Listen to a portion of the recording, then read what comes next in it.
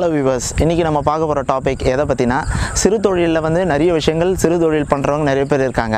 ஆனால் குறிப்பாக இந்த வீடியோவில் பார்க்க போகிறது என்னென்னா, வாத்து வளர்ப்பது எப்படி அப்படின்னு தெரிஞ்சுக்கணுன்னு உங்களுக்கு ஆர்வம் இருந்தால் இந்த வீடியோ நீங்கள் ஃபுல்லாக பாருங்கள். சிறு தொழில் பண்ணி லாபம் சம்பாதிக்கணும்னு நினைக்கிறவங்க முக்கியமாக இந்த வீடியோ பாருங்கள். உங்களுக்கு வந்து நிறைய லாபம் தரக்கூடிய தொழிலில் இதுவும் ஒன்று. இப்போ நீங்கள் தமிழ்நாட்டில் இருக்கீங்கன்னு வச்சுப்போம். தமிழ்நாட்டில் இருந்து வாத்துக்களை இப்போது நீங்கள் எங்கே இருந்தெல்லாம் வாங்கணும்.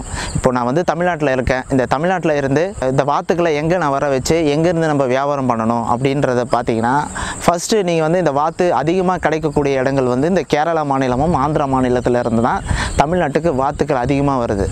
நீங்கள் இப்போ உதாரணத்துக்கு நீங்கள் தேனி, கம்பம், மதுரை இந்த மாதிரி பக்கங்களில் நீங்கள் இருந்தீங்கன்னா கேரளாவில் இருந்து நீங்கள் வர வச்சு இந்த மாதிரி தொழிலை ஆரம்பிச்சுக்கலாம். அதே நீங்கள் ஆந்திரா பக்கத்தில் இருக்கிற ஒரு ஊருக்குள்ள நீங்கள் இருந்தீங்கன்னா கண்டிப்பாக அங்கேருந்து நீங்கள் வர வச்சு இந்த தொழில் ஆரம்பிக்கலாம். ஃபஸ்ட்டு இந்த தொழிலில் பார்த்தீங்கன்னா, இப்போ நீங்கள் வந்து வாத்து குஞ்சு நீங்கள் அதை வந்து வாங்குறீங்கன்னு வச்சுப்போம். ஒரு 10,000 ரூபாய்க்கு நீங்கள் முதலீடு பண்ணி இதை நீங்கள் வாங்குறீங்க.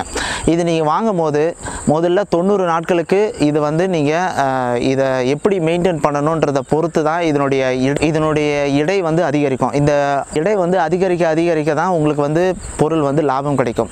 இதை எப்படிலாம் மேய்ச்சல் பண்ணால் லாபம் வரும் அப்படின்றத வந்து இந்த வாத்து வளர்க்கிற ஒருத்தர் வந்து நம்மக்கிட்ட இதை பற்றி சொல்லியிருக்காரு.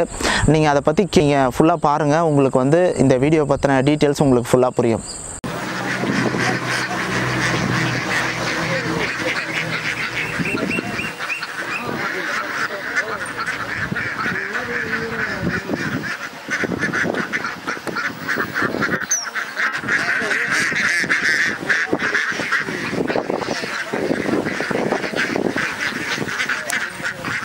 வாத்து பண்ணை வச்சுருக்கோம் நாங்கள்.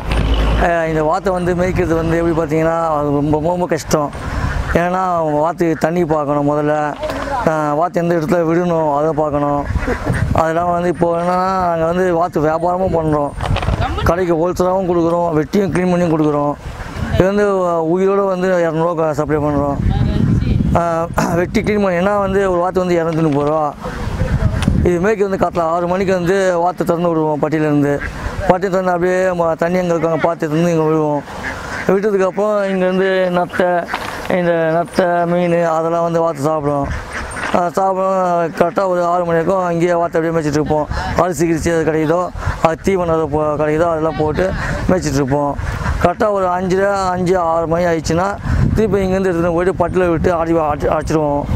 இது வேலை ரொம்ப கஷ்டம். வாத்து வந்து பார்க்கறதுக்கு உங்களுக்கு ஈஸியாக இருக்கும், அடுத்து வந்து விட்டுறாங்க இது பண்ணுறாங்கன்னு.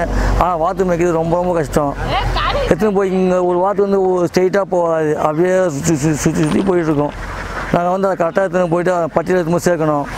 சேர்த்ததுக்கப்புறம் அது இல்லாமல் வந்து வாத்துக்கும் கோழிக்கும் என்னென்னு பார்த்தீங்கன்னா, கோழி வந்து ஒரே இடத்துலையே வந்து இந்த பண்ணை மாதிரி இது பண்ணி கோழியை வளர்த்துடலாம், அது பிரச்சனை இல்லை. இதை வாத்தை போட்டு தான் வந்து வாத்து உயிரும் வாழும். நம்ம தீவனம் சிகிச்சை அதெல்லாம் போட்டு நம்ம வளர்க்க முடியும். அதாவது கோழியோடு வந்து இது வாத்து வந்து வேலை அதிகம் மேய்க்கு ரொம்ப கஷ்டம். அது ஒரு இடத்துல நிற்காது. வாத்தை பொறுத்தவரைக்கும் ஒரு இடத்துல வந்து நிற்காது. அது பாட்டுன்னு போய் எங்கெங்கே மேய்ச்சல் இருக்கோ அங்கே போயிட்டே இருக்கும் அது பாட்டுன்னு. அதனால் வந்து கோழியோட வேலை கொஞ்சம் அதிகம். வாத்து வந்து கோழிக்கும் இதுவும் எது நல்லது உங்களுக்கு பார்த்தீங்கன்னா 100% சொல்கிறதுன்னா, வாத்து வந்து பெஸ்ட்டு.